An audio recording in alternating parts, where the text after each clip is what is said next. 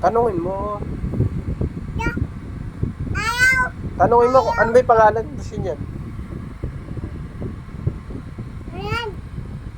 Tanong mo sa kanya kung ano. Tanong mo kung gusto. Ano ba yan? Bas. Hindi yan. Pinakakan. Ano yan? Ano pangalan yan?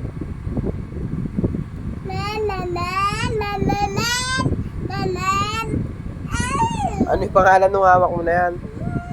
Kakatayin ko yan. Ano yan?